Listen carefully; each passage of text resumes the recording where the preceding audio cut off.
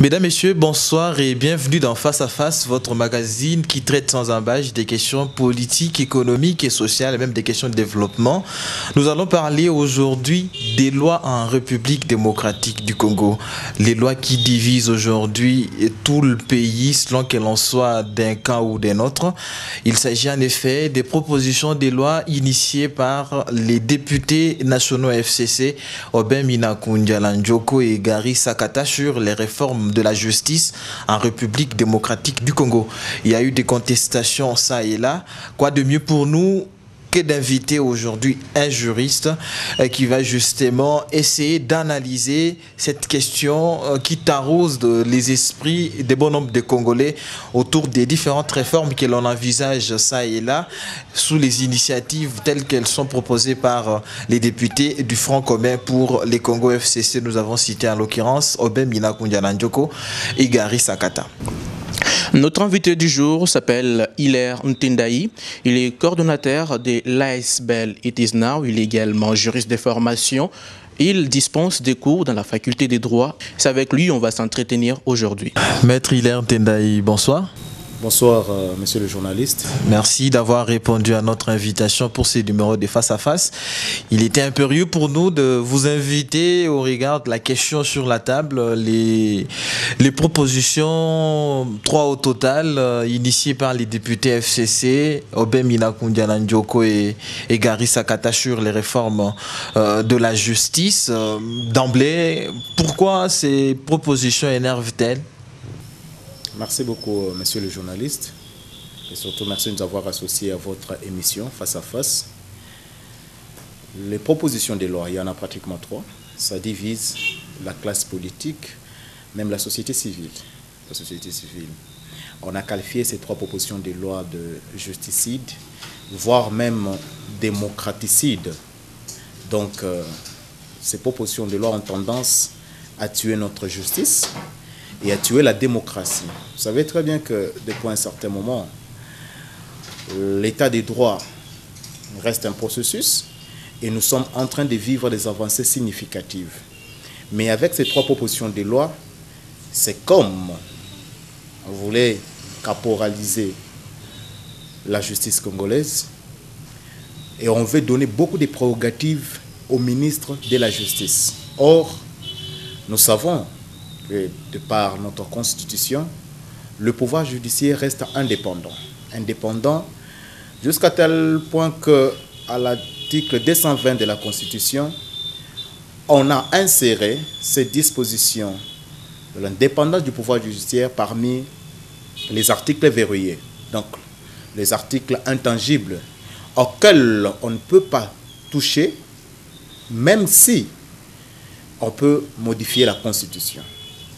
Voilà qu'on nous amène 3 propositions de loi. Loi Minaku et Sakata, 3 propositions pratiquement. L'une, c'est sur l'organisation et le fonctionnement des juridictions de l'ordre judiciaire. Il y a l'autre sur le Conseil supérieur de la magistrature et tout. Qu'est-ce qu'on veut au juste? Dans ces lois, on veut que le ministre de la Justice, qui a priori avait la prérogative de donner injonction au magistrat du parquet, permettez la tautologie, parce qu'il y a aussi le magistrat du siège. J'aimerais relever le distinguo entre le magistrat du parquet et le magistrat du siège. Donc, l'organe de la loi, le ministère public, c'est là qu'on appelle aussi le magistrat debout. Le ministre de la Justice pouvait donner une injonction au parquet d'ouvrir une enquête. Et là, j'insiste pour dire que cette injonction consistait seulement à donner ordonner qu'on puisse ouvrir une enquête. Donc, une injonction positive. C'est ce qu'on a connu avec le cas de programme de 100 jours. C'est à l'issue d'un conseil des ministres, on avait demandé au ministre de la Justice de demander qu'on puisse ouvrir les enquêtes par rapport au programme de 100 jours, ainsi pour qu'on puisse plus tard, devant le juge d'élection, rétablir les responsabilités. Mais avec les lois, les propositions de loi Sakata et Minaku, on va vouloir cette fois-là donner les prérogatives au ministre de Justice de commencer même à demander en communication un dossier déjà ouvert ou bien qui est pendant devant le parquet. Quelles sont les conséquences? Donc le ministre, cette fois-là, de Justice, aura la possibilité d'interdire ou bien de faire des sursoirs des enquêtes déjà entamées. Voyez-vous les conséquences? Un ministre de la Justice qui est de l'exécutif, il peut cette fois-là demander au parquet des sursoirs. Et dans les propositions des lois, surtout par rapport, c'est pas le fonctionnement de l'autre justice, on parle là des mesures conservatoires. Ils ont appelé ça mesures conservatoires. On sait que le parquet a la possibilité, quand on ouvre un dossier, après toutes les enquêtes menées, on peut classer les dossiers sans suite. Ça, ce sont les prérogatives traditionnelles reconnues au parquet. Mais cette fois-là, même s'il y a des indices sérieux de culpabilité, il peut recevoir un appel du ministre de la Justice qui peut lui demander de surseoir. Et nous serons dans quelle république? Alors que nous voulons que la République démocratique du Congo soit un véritable état de droit. Pas état de droit de non, mais état de droit en réalité et dans la pratique, qu'on puisse vivre cet état de droit. Et pour qu'on parle de l'état de droit, il faut qu'il y ait réellement une justice, voulais-je dire, indépendante. Mais comment voulez-vous, comment on va différencier l'exécutif au pouvoir judiciaire? Parce que cette fois-là, on va voir un ministre de la Justice qui pourra commencer à élaborer le budget du pouvoir judiciaire en concertation avec le Conseil supérieur de la magistrature. C'est comme qui dirait que le ministre de la Justice, cette fois-là, sera aussi membre du Conseil supérieur de la magistrature. Quelles sont aussi les conséquences? Donc, il pourra intervenir dans les nominations qu'ils ont appelées les nominations provisoires.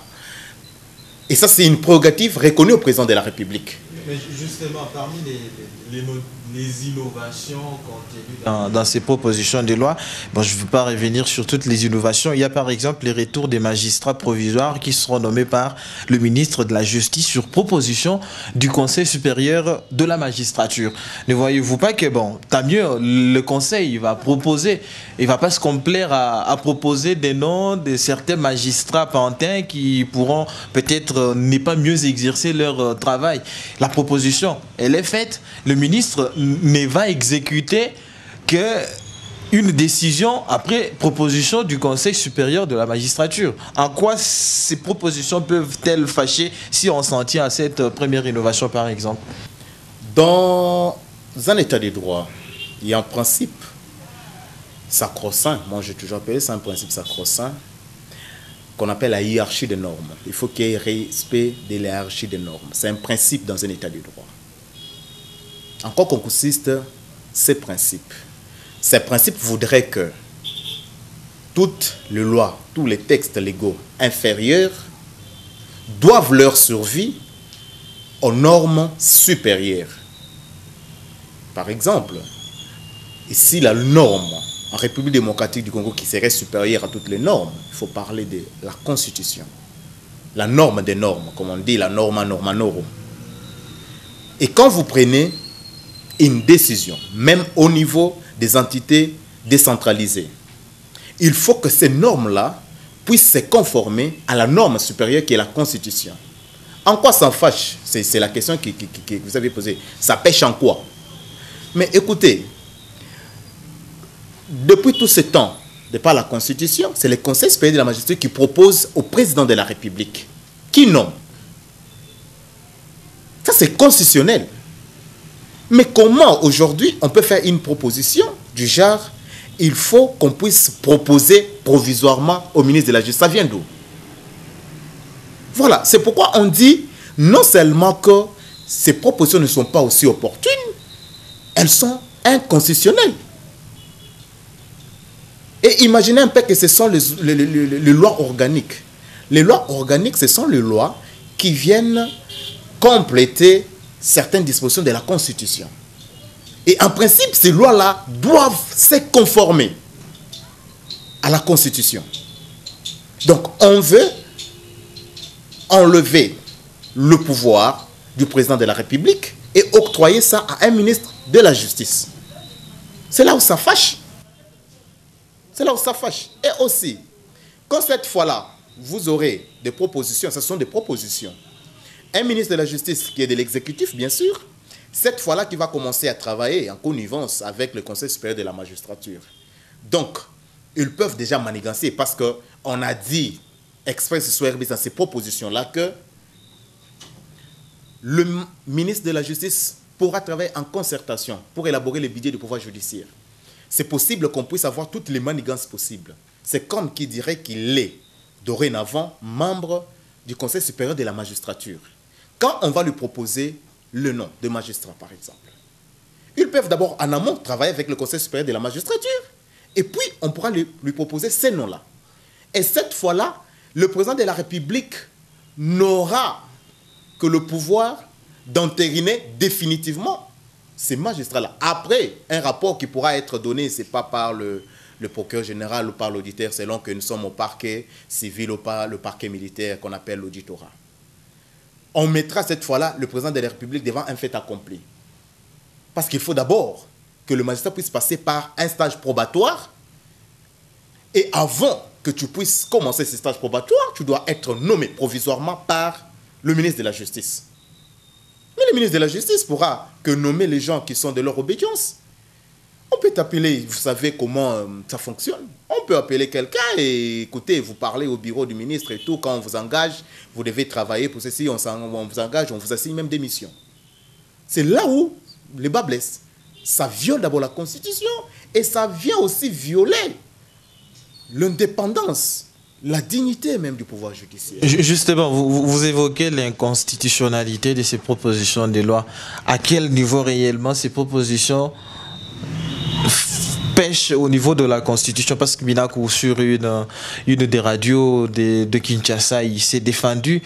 Il n'y a aucune mauvaise intention dans toutes ces propositions de loi telles qu'elles sont initiées par les députés FCC. Ne voyez-vous pas que l'on a mis le charrue devant le bœuf alors qu'il fallait peut-être attendre que ces propositions soient toilettées et que certains éléments peut-être qui ne cadrent pas avec la Constitution devraient nécessairement être élagués plutôt que de botter en touche directement ces propositions de loi alors qu'elles sont encore au niveau de la commission PAJ ou à l'Assemblée nationale. Merci beaucoup. Vous savez, chez nous, quand un politicien parle, même s'il est professeur d'université en droit, je l'ai toujours dit, il faut avoir beaucoup de réserves. Beaucoup de réserves. Minakou, il était l'honorable Minakou, vous permettez, je l'appelle ainsi. Il était président de l'Assemblée nationale. Je sais qu'il sait comment ça se passe.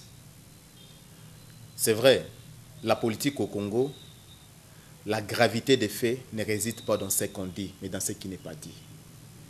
Nous sommes dans une situation telle que on peut nommer les faits graves, mais dans des termes anodins, pratiquement. Et on peut aussi nommer des faits moins graves, mais dans des termes plus dramatiques. C'est ça la politique au Congo. Et Minakou est plus ici, il est plus politique que juriste. Il est plus politique que juriste.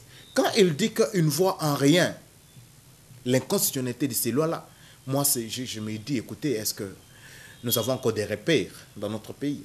Ou bien on fait tout pour les intérêts personnels, égoïstes et tout? Parce que là, je vois qu'il n'y a que des intérêts privés. C'est pourquoi je dis à un certain moment que la jeunesse perd des repères. S'il faut que nous puissions vivre selon la plupart de nos politiciens, je pense que la jeunesse est sacrifiée.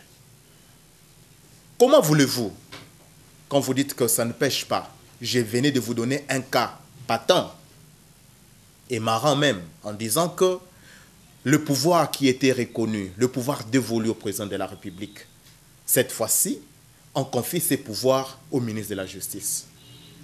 De deux, on connaît que le pouvoir sanctionnateur, donc le pouvoir disciplinaire, l'organe sanctionnateur, l'organe qui peut engager des poursuites disciplinaires contre un magistrat, c'est le Conseil supérieur de la magistrature. Ça, c'est la Constitution. C'est la Constitution qui le dit. Mais cette fois-ci, on donne la possibilité au ministre de la Justice d'engager des poursuites judiciaires et de nommer. Donc, il peut choisir un ministre public ou bien un magistrat qui peut statuer sur un dossier disciplinaire contre un autre magistrat. Cette fois-là, on viole encore la Constitution. Ici, j'aimerais ouvrir une parenthèse pour dire, depuis un moment, quand le débat a commencé, plus d'une langue l'a dit, que le magistrat debout, ce qu'on appelle le parquet, ne relève pas du pouvoir judiciaire. Mais écoutez, quand vous dites que le magistrat debout ne relève pas du pouvoir judiciaire, ça vient dire quoi? Parce qu'à l'article 152 de la Constitution, quand on énumère, on dit d'abord que l'organe qui gère pratiquement le pouvoir judiciaire, c'est le Conseil supérieur de la magistrature. Et quand on donne le membre du Conseil supérieur de la magistrature, on nous cite les procureurs généraux, les auditeurs, le substitut, les avocats. Donc tous ces gens-là constituent ce qu'on appelle le membre du Conseil supérieur de la magistrature. Et cette fois-là, on donne la possibilité à un ministre pour qu'il puisse sanctionner un magistrat. En lui donnant le pouvoir de demander en communication par ce qu'ils ont appelé, entre guillemets, mesures conservatoires. Si, par exemple, un magistrat n'obtempérait pas aux injonctions négatives, parce que je dis en amont, dans mon prologue, je suis en train de parler d'injonctions positives qui sont tout naturellement reconnues au ministre de la Justice depuis tous ces temps. Mais cette fois-là, on lui donne le pouvoir d'avoir une injonction négative, donc de demander même des sursoirs. Au cas où alors, un magistrat revenons un peu sur le plan politique. C'est vrai, vous êtes juriste, vous voyez un peu les conséquences. D'une part, vous avez dit que certes, vous n'avez pas des preuves, mais le Premier ministre a menacé, annonçant voilà toutes ces conséquences. La crainte mais qui est ce magistrat qui accepte du gouvernement si le vice-premier ministre de la Justice continue à être détenu. Il demande et surtout que ça sera déjà légalisé par le canal, bien sûr, de son directeur des cabinets, que l'on puisse entamer une poursuite judiciaire contre le magistrat qui a interpellé le vice-premier ministre et ministre de la Justice. Avec cette allure, où vont les choses, et surtout, pensez-vous pas qu'on risque de vivre ces cas vécus la RDC dans le temps où un jour, Kassavubu destitue Lumumba, le matin, Lumumba destitue Kassavubu, ne pensez-vous pas qu'on peut aboutir à une situation chaotique de la sorte actuellement? Et général, bien sûr, ça c'est un principe normal, un principe d'ailleurs élémentaire, quand un étudiant qui est déjà en G1 droit doit connaître que toute loi est impersonnelle et générale. Quand on dit une loi est impersonnelle et générale, ça veut dire qu'une loi, la loi quand elle est votée, quand elle est adoptée, elle n'est pas taillée sur mesure. On ne le fait pas pour Moïse, on le fait pour toute personne. Donc toute personne généralement quelconque. Permettez que je finisse un peu mon idée là. Toute personne généralement quelconque. Ça c'est la loi. Mais ici, nous sommes dans un temps d'abord suspect. Quand vous confiez, vous donnez ces pouvoirs exorbitants au ministre de la Justice, ouvrons pas une parenthèse purement politique.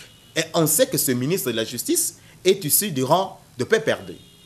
Selon les accords cash-FCC, si, je ne sais pas si ça pourra aboutir, si cette coalition peut persister jusqu'à 2023, le ministre de la Justice serait celui de FCC. Et resterait celui de FCC. Et donc le pouvoir là, on le donne à un ministre de la Justice FCC. C'est ainsi qu'on a fait des analyses pour dire, n'est-ce pas la peur qui gagne leur camp? Ils se disent avec le dossier 100 jours par exemple, avec le DG de OGFREM, OVD et tout, parce que ça, il faut dire que ce sont les enfants de cœur de PPRD qu'on a eu même à arrêter, condamnés dans le dossier 100 jours. Parce que le dossier 100 jours ne veut pas dire seulement Caméré. Il y a des gens qu'on a aussi condamnés, le directeur général de l'OVD. Ils sont de PPRD. Si on doit rester en paix dans cette parenthèse, vous avez ouvert FCC, cash, ces lois et consorts, quand même, ces propositions de loi avaient requéri l'avis du gouvernement. S'il faut l'admettre, cet avis qui a été transmis à l'Assemblée nationale par le vice-premier ministre et ministre de garde des Sceaux, ministre de la Justice, cet avis qui a été transmis a été jugé d'un avis qui n'a pas en réalité eu l'avis du gouvernement. Donc il faut, en écriture, il usage des faux selon ce qui s'est dit. Mais pourtant, lorsqu'on vérifie, c'est que cet avis qui a été transmis en copie au Premier ministre et au vice-ministre de la Justice, qui est pourtant de l'UDPS. En quoi il y a eu faux en écriture? C'est une parenthèse. Il fallait que je puisse d'abord refermer la parenthèse que moi j'avais... Oui, je la ferme pour croiser vos moyens. Est-ce que, d'abord, c'est constitutionnel? On dit que pour une loi, pratiquement une loi organique, pour qu'elle soit adoptée, qu'on puisse passer aux délibérations et tout, il faut qu'on puisse transmettre ça au gouvernement pour ses observations. On parle d'observation. Et il y a un temps bien déterminé. Et quand on parle du gouvernement, on ne parle pas du ministre de la Justice. C'est un gouvernement. Vous savez pourquoi depuis un moment, on dit que le nouveau ministre des Communications, c'est Makelele, Excellence Makelele, on dit qu'il ne fait pas du bon travail et tout. Pourquoi? Parce que lui veut faire le travail selon le prescrit, c'est pas moi, du règlement intérieur du gouvernement ou bien de la loi. C'est parce qu'on avait vu Lambert Mende, à tout moment, il s'est prononcé, même sans l'avis du gouvernement. Quand vous vous prononcez au nom du gouvernement, il faut avoir l'aval. C'est après qu'il y ait rencontre du gouvernement, de ministres, et là vous vous prononcez au nom du gouvernement. Mais pas parce que vous agissez au nom du gouvernement, vous êtes porte-parole, à tout moment on vous pose des questions, vous répondez au nom du gouvernement. C'est ce que pratiquement le ministre de la Justice a fait. Ce n'est pas parce que vous êtes le ministre de la Justice qu'on va vous demander des observations. On ne parle pas des observations du ministère de la Justice, ce sont les observations du gouvernement. Le chef du gouvernement était au courant. Mais c'est ce que je dis. Alors qu'il y avait le Conseil des ministres, est-ce que le Premier ministre a reconnu qu'il était au courant? Voilà les questions qu'on se pose. Ici, le ministre de la Justice s'est comporté comme un militant FCC. Puis comment simplement? Donc c'était un coup bien préparé, bien monté. Voilà ce qui cache, quand je l'ai dit, qu'il y a quelque chose de louche. Pourquoi on peut le faire en catimini? Pourquoi on peut le faire en solo? Parce que toutes les lois organiques, on sait qu'on transfère ça, on transmet, voulais-je dire, on transmet ça au gouvernement. Le gouvernement discute en conseil des ministres. Et on pourra charger le ministre du secteur, par exemple le ministre de la Justice, pour qu'il puisse faire les observations au nom du gouvernement. Le gouvernement s'est réuni, on prend des décisions, et il y a quelqu'un qui est chargé pour transmettre le dossier. Mais cette fois-ci, on a un ministre de la Justice qui agit au nom de tout le gouvernement. Et le président de la République est surpris en plein conseil des ministres, s'il vous plaît. Nous sommes dans quelle république? Mais si vous estimez que le Premier ministre, le chef du gouvernement, bien sûr, n'était pas au courant, pourquoi s'est-il agité, allant jusqu'à menacer de démissionner lorsque le vice-premier ministre et ministre de la Justice a été interpellé? Je suis juriste, je ne vais pas parler de choses sans preuve. Je sais seulement qu'il lui a dit qu'il n'était pas au courant. Mais si on veut suivre les choses de plus près, on sait que c'est un jeu dans le camp de FCC. Janine Mabunda, 100% FCC, le Premier ministre lui-même, le ministre de la Justice. En principe, s'il faut condamner, s'il faut qu'on puisse arrêter et condamner le ministre de la Justice, il doit avoir un co-auteur et un complice dans ce qu'il a fait. Il doit avoir des co-auteurs. Peut-être que lui n'est qu'un auteur matériel, c'est le bon. Donc, les faits désignent que c'est le ministre de la Justice qui l'a fait. Mais il y a quand même des ficelles qui doivent être tirées de quelque part. Il doit y avoir des auteurs, moi je peux dire un auteur moral. Il doit exister. Mais c'est devant la justice qu'on pourra poser beaucoup de questions en détail, on saura qui est auteur moral. Mais de toutes les façons, on s'est dit dans tout ça, nous sommes dans quelle république? Ce sont là les questions qu'on se pose. Et c'est là où il y a ce qu'on peut appeler l'animus nocendi. Donc, c'est là où on relève l'intention de nuire. Parce que ce qui est propre, ce qui est digne, ce qui est droit, on ne peut pas le faire en sourdine. On ne peut pas le faire en catimini, on ne peut pas le faire comme ça. On le fait proprement au vu, au su de tous. Comment tient cette émission? Bon, tout le monde nous suit. Mais comment on peut donner des avis du gouvernement en cachette? Le président de la République est surpris. Nous voulons voir la suite, l'évolution même de ces dossiers-là. Mais seulement, je vous dis que ces lois, jusqu'à preuve du contraire, ces lois doivent être retirées. Notre peur, c'est quoi? Parce qu'il y a des gens qui posent la question de savoir est-ce que le président de la République n'a pas de manœuvre pour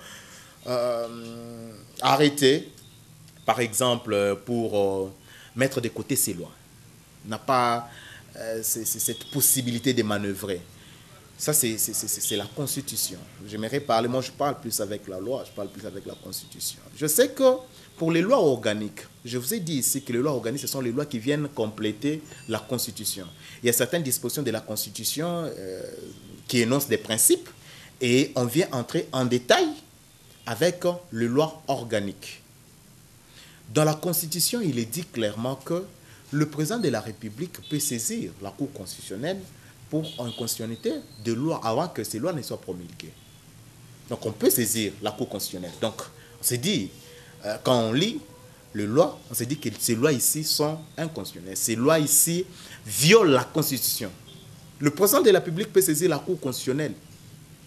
Et c'est la Cour constitutionnelle qui statue, qui pourra nous dire réellement si ces lois-là sont constitutionnelles ou pas.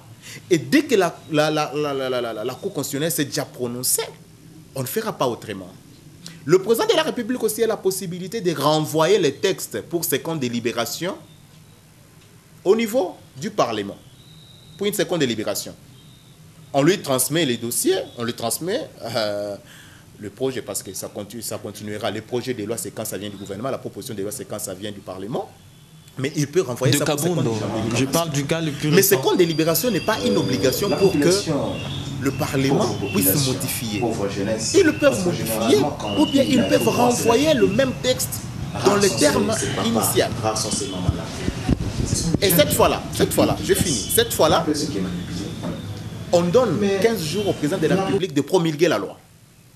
Quand la loi a été déjà adoptée et tout, on donne la possibilité au président de la République dans le 15 jours pour promulguer la loi.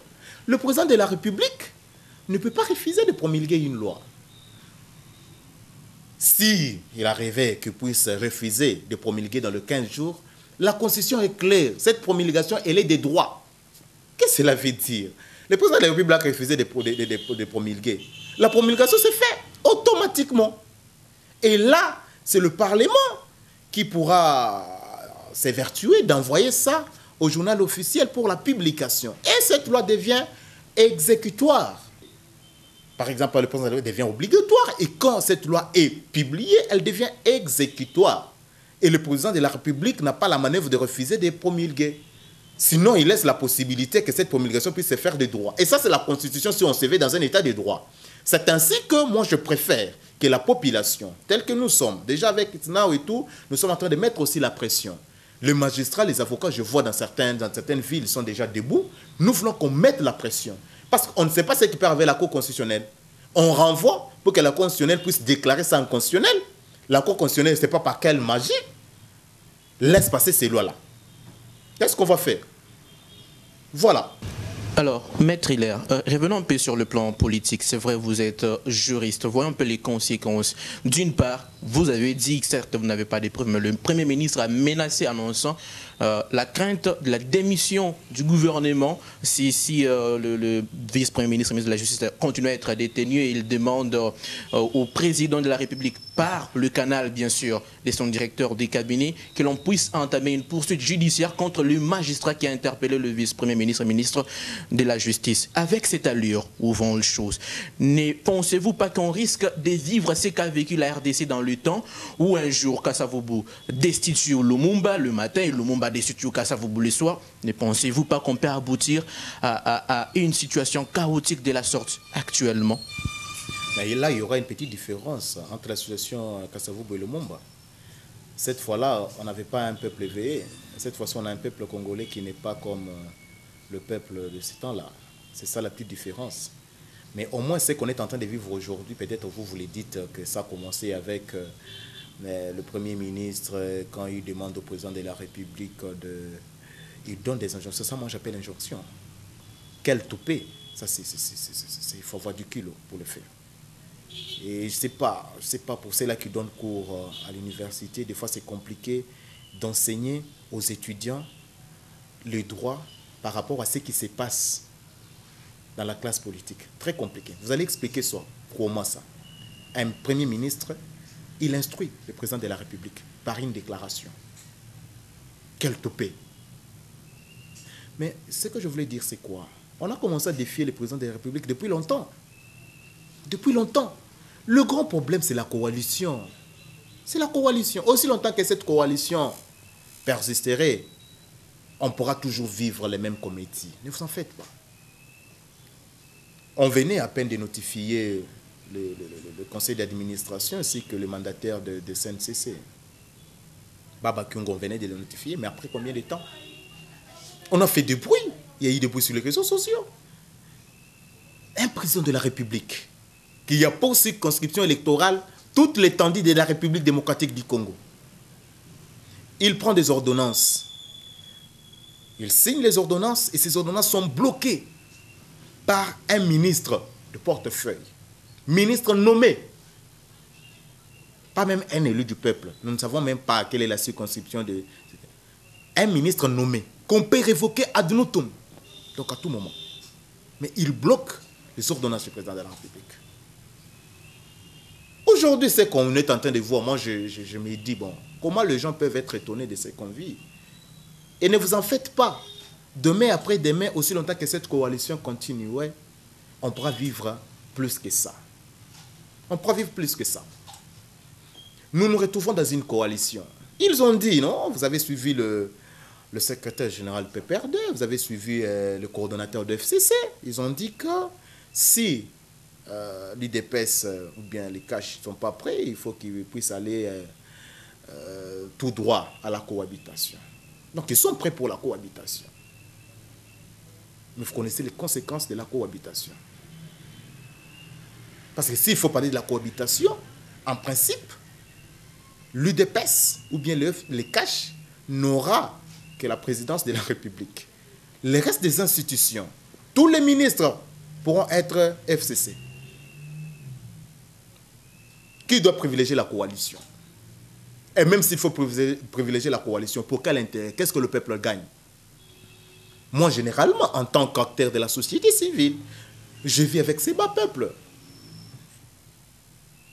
Je sais ce qui s'est dit même parmi la population. La population commence à ronchonner, la population commence à murmurer. Ça ne va pas.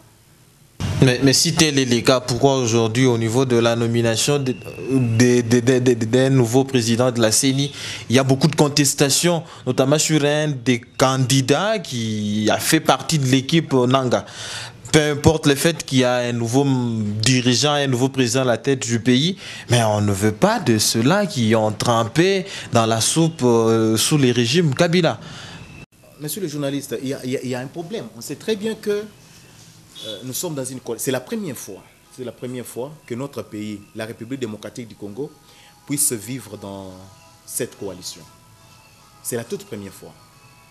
Je ne me rappelle pas dans notre pays qu'on a eu un président élu en vie en train de faire une passation pacifique de pouvoir avec un autre président sortant en vie. C'est la première fois.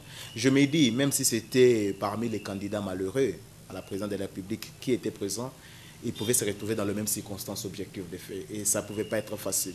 Ça ne pouvait pas être facile. Peut-être le président qui pourra venir avec le temps, il pourra au moins avoir une expérience avec ce qui s'est passé en 2018. Il y a aujourd'hui, il y a des tractations au niveau de la présidence de la CENI. Pourquoi? C'est parce que 2023 reste une année de beaucoup d'enjeux. Le PPRD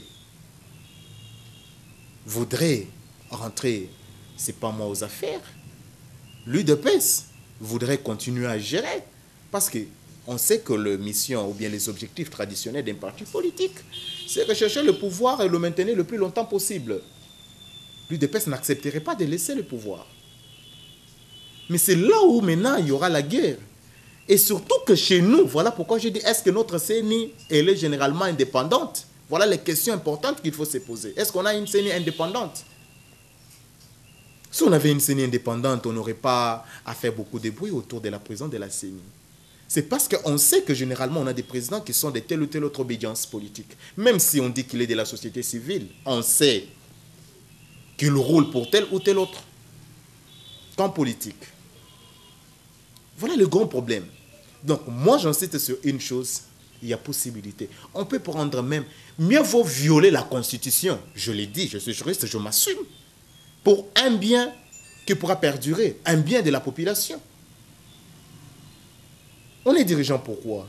Quand on est politicien, quand on gère la chose publique, c'est pour le bien-être de la population, c'est pour les sociétés de la population. Mais cette population qui est en train de maugréer en ces moments ici, ça ne va pas. Je vous dis, ça ne va pas, ça ne marche pas. S'il faut, à un certain moment, qu'on puisse violer. Parce que la Constitution, de toutes les façons, on la viole presque... Vous savez comment on a violé cette constitution du temps de Kabila. Si c'était une femme, je pense que la MONUSCO, à ce moment-là, se serait saisie même de Kabila. On a violé la constitution de fond en comble. On nous a amené cette histoire des commissaires provinciaux au niveau de la tête des provinces. C'était un cas qui est arrivé.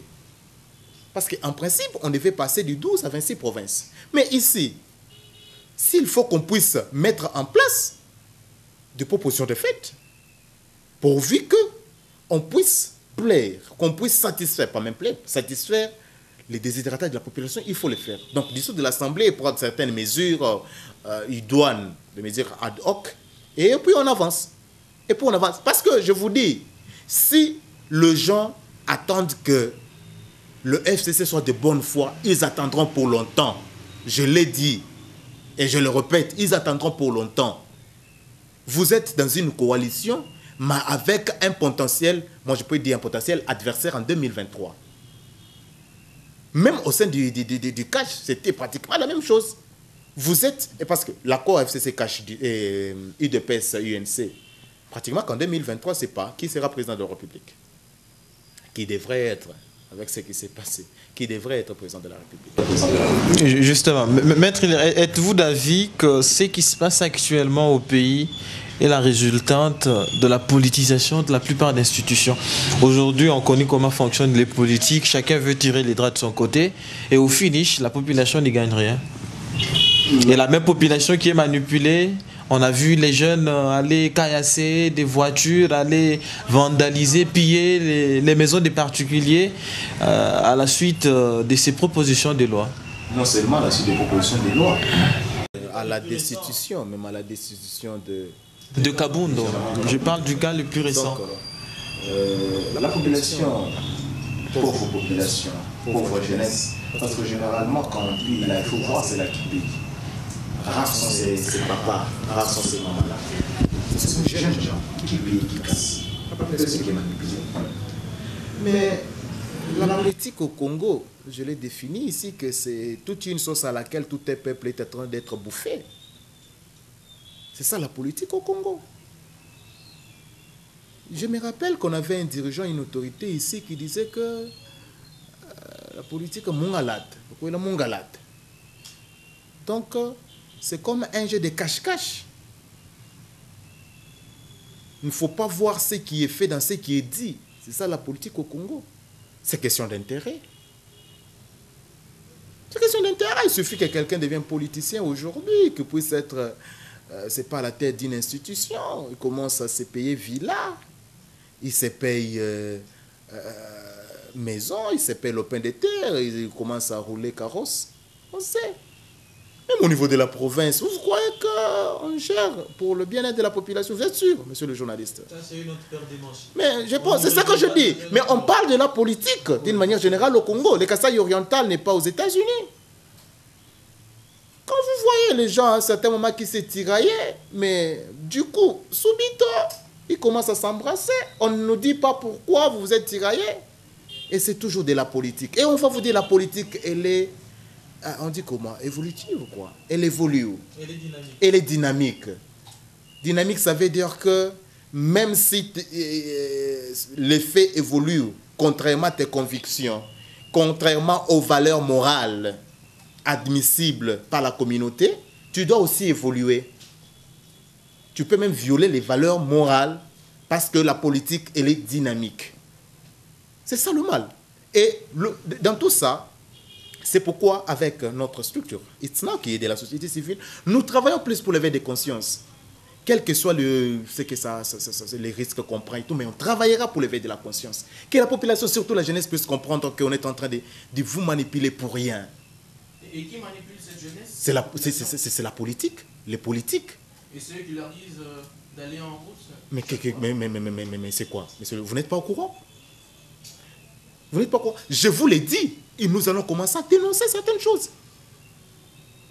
Si on arrêtait on organise des audiences publiques, on y met du sérieux, ces jeunes gens qu'on arrête, qui pillent tout, pourront vous révéler des choses graves.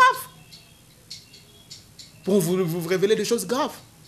Il suffit qu'un politicien puisse se voir en mal de positionnement et tout, il peut appeler les jeunes gens, leur donner quelque chose et ils peuvent faire ce qu'ils peuvent. Et c'est ça la politique au Congo. Et nous insistons pour dire que le peuple ne gagne rien dans tout ça. Le peuple ne gagne rien. Aujourd'hui, nous avons des revendications partout. Pas plus tard que hier ou bien avant-hier, on a appris que même les professeurs d'ici ont fait une déclaration. Les revendications pullulent de partout. Le médecin, Maître Hilaire, les enseignants, on va le sûrement professeur revenir sur d'université. cette notion de Mais- revendication, Maître Hilaire. Oui. Rentrons un peu au sujet avec cette situation à l'Assemblée nationale. Je croyais d'une qu'on part- parlait de provincial. Là. Non, J'avais des choses à Forcément vous que dire. Vous êtes trop chaud en province, on va revenir dans nos prochains numéros. Merci. Allons-y un peu à l'Assemblée nationale. Vous avez tantôt évoqué l'évidence de la dissolution de l'Assemblée nationale, qui est votre proposition ou votre solution que vous proposez. D'autres, par contre, estiment qu'il serait mieux que le gouvernement puisse démissionner, et quand le gouvernement va démissionner, que l'on puisse identifier une nouvelle majorité. Cela veut dire rompre la coalition FCC-Cash, peut-être chercher à convaincre d'autres leaders des partis politiques appartenant par exemple à la Mouka, par exemple Moïse Katumbi, qui certains estiment seraient disposés à donner main forte à l'UDPS et notamment le Cash, ainsi reconquérir une nouvelle majorité parlementaire et relancer les choses. Ne pensez-vous pas que cela serait aussi une meilleure solution? Je l'ai suivi. Je suis en train aussi de lire un article sur ça. Mais il faut toujours voir le moins mal dans tout ce qu'on fait, le moins mal. Est-ce que hier même, il y avait des rumeurs que le Premier ministre s'est dirigé déjà à la présidence pour aller déposer sa démission? Vous voyez seulement le Premier ministre en train de démissionner? Il a menacé de le faire. C'est ça. Bon, vous avez dit qu'il a menacé. Il a menacé de le faire, mais il n'a pas fait. Peut-être c'est ce qui a fait même qu'ils puissent avoir le show politique qu'ils ont fait ce jour-là. D'abord, un ministre de la Justice, arrêté, un ministre de la Justice. Quand on vient chez lui avec un mandat d'amener, il faut qu'il puisse appeler une autorité morale d'un parti politique pour qu'il puisse se rendre à la justice. Et nous sommes dans la République démocratique du Congo, dans un état de droit. Donc quand il faut donner un cours de procédure pénale à un étudiant et vous voulez lui donner les cas en République démocratique du Congo, je pense que ça sera, c'est comme si vous êtes en train de parler de la mathématique, mais tout en apprenant à un enfant l'anatomie. C'est ce qui se passe. Un ministre de la Justice, c'est lui qui doit en principe avoir confiance dans sa justice. C'était une parenthèse. Mais moi j'estime que le PPRD, parce que le FCC, la grande partie c'est le PPRD. Et moi je crois que le FCC, des fois il y a des caciques de FCC qui ne sont pas d'accord. Qui ne sont pas d'accord avec ce qui se passe au PPRD. Parce que le PPRD qui est la plaque tournante du FCC, ils ont des labos, il y a des choses bien montées. Bien montées. Pour qu'on puisse révoquer. Moi je me dis peut-être il faut qu'on puisse révoquer les premiers. Mais même si on révoquait les premiers ministres, quelles sont les conséquences? Si aujourd'hui vous voulez parler de commencer à identifier la majorité, ça prend du temps. Ça va prendre du temps. Mais c'est constitutionnel quand même. Et le président de la République... Non, il y a un délai, non? Il y a un délai. Il y a un délai. Non, mais il ne l'avait pas fait. Il ne l'avait pas fait. Voilà. Voilà le problème. Rétracté. Voilà le problème. Pourquoi en ce temps-là, il ne l'avait pas fait? C'était le plus important. Ce sont des fois des questions qu'on se pose. On se dit, est-ce qu'au sein de Cash, il n'y a pas de gens, il n'y a pas quand même de labos politiques, des labos de stratégie? Parce qu'il fallait voir le mal de loin. Même la Bible le dit, un homme prudent voit le mal de loin. Ils sont tombés dans un piège. Ils sont tombés dans un piège. Et aussi dans cette histoire de coalition, monsieur le journaliste, il faut qu'on puisse se le dire en face. Il n'y a que deux personnes qui maîtrisent et qui connaissent les tenants et les aboutissants de leur coalition. Il s'agit du président Tshisekedi et le président Kabila. Ils savent. Président Kabila. Sénateur Kabila. Il n'y a que les autres qui l'appellent les YMEI. Bon, c'est les sénateurs. Donc le président sortant, le président honoraire. Il n'y a que les deux qui savent les tenants et les aboutissants de leur coalition. Pourquoi je le dis? Généralement, il y a des troubles. Combien de fois la jeunesse de l'UDPS a réclamé qu'il y ait une dissolution d'abord du Parlement et qu'on puisse mettre fin à cette coalition? Combien de fois? Mais c'est juste après que vous apprenez que, écoutez, les deux grandes personnalités se sont vues, se sont parlé et ça marche, ça avance. N'est-ce pas là? Nous sommes en train de nous battre pour rien. Mais les deux personnalités s'entendent pour eux, croient que même ce que le Chadar et les autres font, est-ce ce qui est dans la tête de Kabila? Ce sont les questions qu'on se pose. Mais moi, je crois que l'UDPS, je parle plus de l'UDPS parce que moi, je ne vois pas l'UNC. Il y a même un homme politique de la place qui avait dit qu'en 2023, on ne demandera pas le compte à l'UNC, on ne demandera pas le compte au FCC, on demandera le compte à l'UDPS. On vous a remis ces pays, qu'est-ce que vous en avez fait? C'est ainsi que moi je pense, en ces moments-ci, il faut prendre de mesures drastiques, quelles que soient les conséquences. Mais les mesures drastiques dont vous parlez, c'est lesquelles? C'est comme dire à quelqu'un qu'il est malade, mais ne pas lui donner le produit. Quand vous parlez des mesures drastiques, lesquelles vous proposez? Je pense que j'ai déjà parlé ici. Vous parlez de la dissolution de l'Assemblée. Écoutez, c'est ça la possibilité. Là, on n'aura pas, on refait les élections. On réorganise les élections. Et on sait que l'UDPS, l'UNC et les autres pourront se battre cette fois-là d'avoir une majorité. Parce que généralement, la majorité parlementaire doit être derrière la vision du chef de l'État. C'est une majorité présidentielle. Mais ce n'est pas ce qu'on vit. Ce n'est pas ce qu'on vit. Est-ce que cette majorité est en train de soutenir le président de la République? Non. Est-ce que cette majorité a intérêt à soutenir le président de la République? Non. Ce n'est même pas différent de la cohabitation. À un certain moment. Lorsque vous parlez de réorganiser les élections, avec quelle commission? Toujours la même CENI qui aujourd'hui est remise en cause, puisqu'il faut aussi l'admettre, il y a peut-être le cas de Minakou, qu'on estime qu'il n'avait jamais postulé, mais qui s'est retrouvé député national. Et aussi, s'il faut parler quelles conséquences si on arrivait à affirmer que réellement Minakou n'avait jamais postulé et qu'il est devenu député national. Et pensez-vous pas que toutes les élections de la présidence aux élections provinciales de 2018 seraient remises en cause? L'histoire de Minakou, d'honorable Minakou, je l'ai suivi aussi. Il y a même un collectif des ONG qui a tenté une action en justice. Bon, la réponse, si je peux parler aussi de ça, la réponse est claire. Fausa ou Minya corrompite, la fraude corrompt tout. C'est clair. Donc, non seulement qu'il va perdre le mandat, mais il peut être aussi poursuivi. Et on peut même poursuivre aussi les gens de la CENI. Comment ça peut se passer de la sorte? Ce sont les questions. Et nous sommes toujours dans la République démocratique du Congo. Voilà. La fraude corrompt tout. Vous aviez ce que vous aviez, vous l'aviez eu par fraude. Donc, tout tombe, toute la procédure tombe. On rentre ab initio, donc à l'état originel des choses. À l'état originel des choses. Moi, je continue à dire, ici, le président de la République doit jouer les tout pour les tout. Le tout pour le tout. Le temps ne nous attend pas.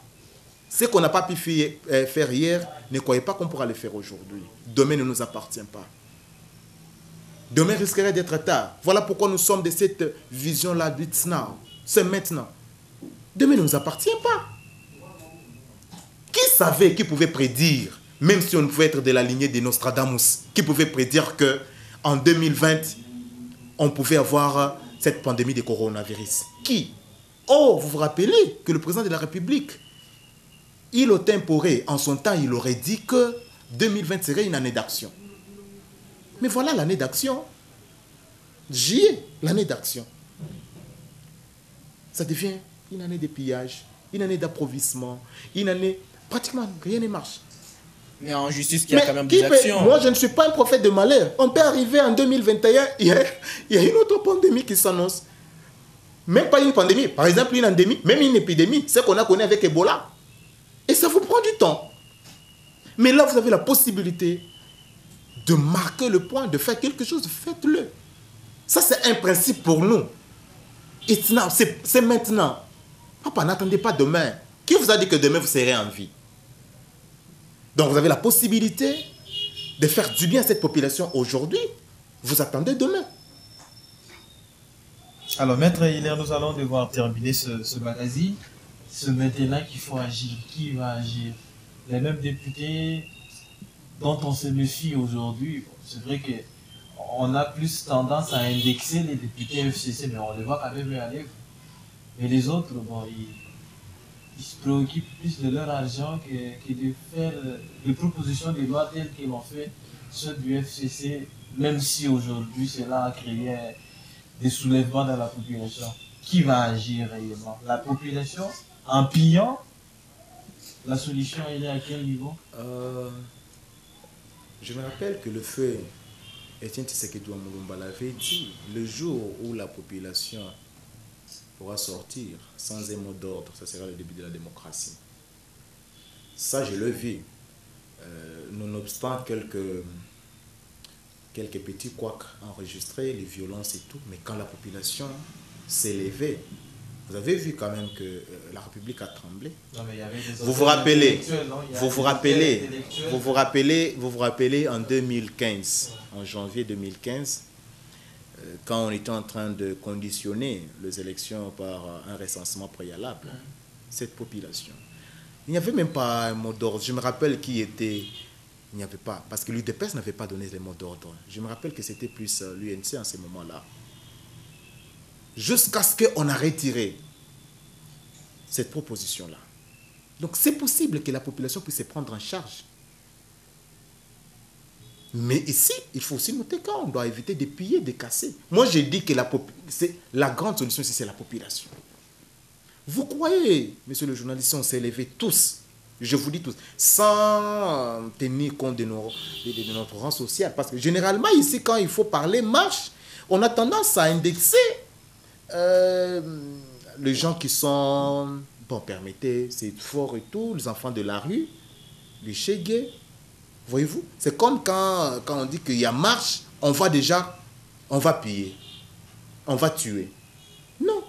Mais si on s'est levé tous, on s'est dit, trop c'est trop. Il faut que ça s'arrête. Ça va s'arrêter. Je l'ai dit, ça va s'arrêter. Ça pourra s'arrêter. Parce que s'il faut compter sur la classe politique, ça devient très compliqué. Parce que les députés, même quand on dit FCC c'est général et tout. Mais au sein de FCC, là, il y a quand même des gens qui... d'une moralité, moi je peux dire irréprochable, ils sont là. Parce qu'il ne faut pas qu'on puisse prendre... C'est comme quand on dit que les gens de FCC sont des démons, tous les caciques ou bien tous les membres de FCC sont des démons. Et quand on dit cash, tous les membres de cash, non. Mais au sein de cash, on a trouvé des gens qui ont détourné des millions. Et présentement, là, même au sein, je ne sais pas moi, il y a des gens qui détournent et continuent à détourner. Merci. Donc ici, c'est question d'avoir des personnes qui ont quand même la morale, les gens qui ont des valeurs, qui se disent, nous gérons, c'est pour satisfaire les désiratoires de la population. Nous n'avons que cette patrie pour dénominateur commun. La RDCC, c'est notre patrie, c'est notre patrimoine commun. Ne le sont pas à un groupe d'individus nous imposer leur